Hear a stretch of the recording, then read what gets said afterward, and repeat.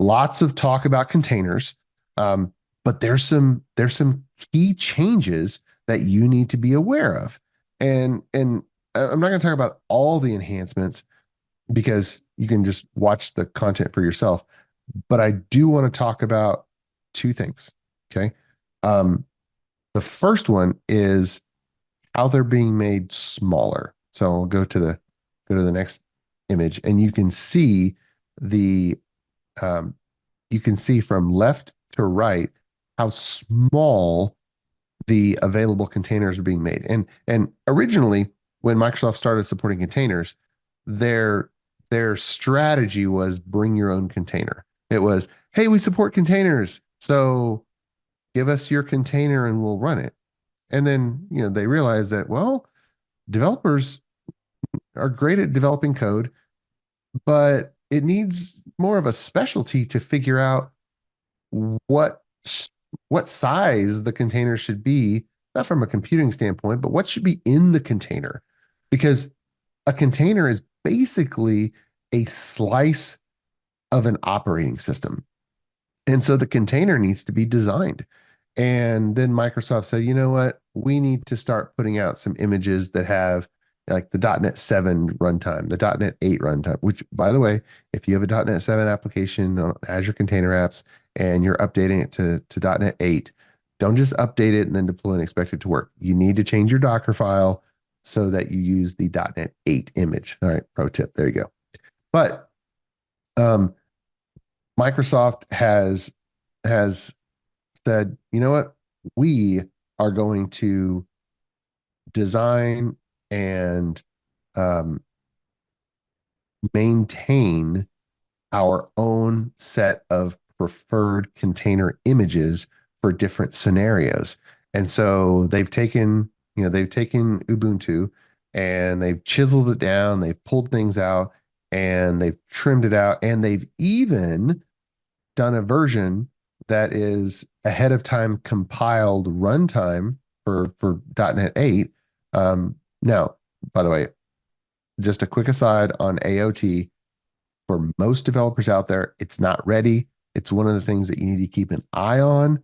Look out for this next year. Look out for new announcements, but don't jump on the AOT bandwagon right now. It is still bleeding edge, which means whoever jumps on it is going to bleed a little bit.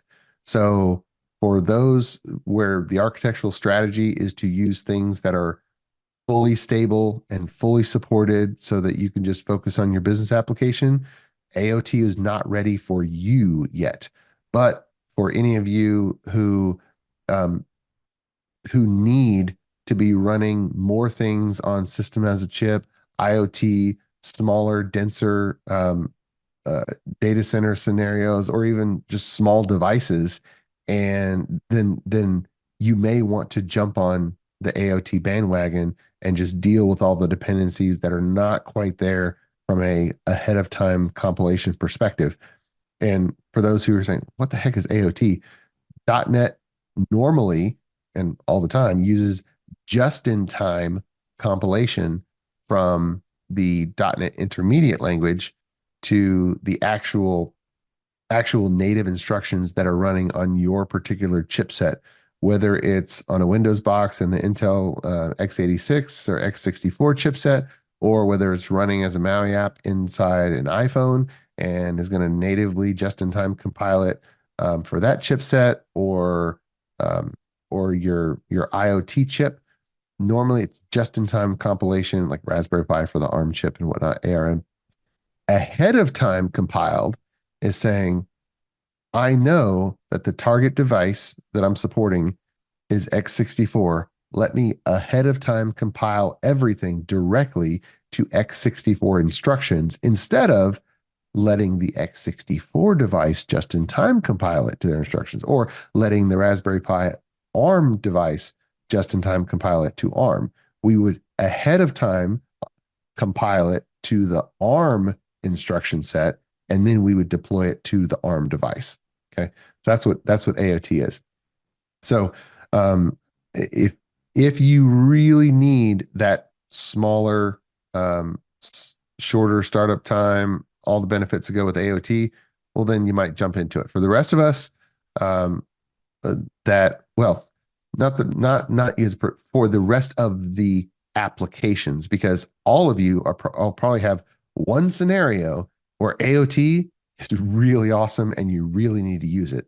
But then we have all kinds of other scenarios where it's just really not going to make a difference for them. It's not going to give us a return on investment. But the Ubuntu chiseled and trim option could be really, really amazing by not using up a lot of our Azure spend running container images that are bigger than they really have to be. So this is going to save us money. Now, Microsoft likes it because they're going to be able to have a higher application density for the same amount of Azure data center capacity. So that's good. Okay. Now, how do you know if AOT is for you? Well, if this next slide gets you excited, you may want to be one of the people that want to jump in and do an architectural pilot on AOT. So look at the size of these bars. You have published set, working set, startup time, and requests per second of a sample web service.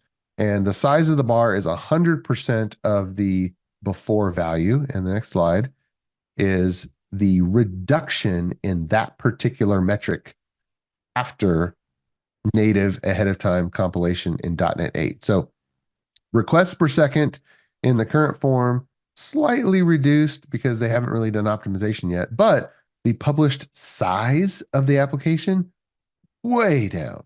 Well, I mean, like way down. The working set, way down. The startup time, the time it takes the application to start up before it actually starts to execute your code, way down. So if that gets you excited, you may want to do a AOT pilot.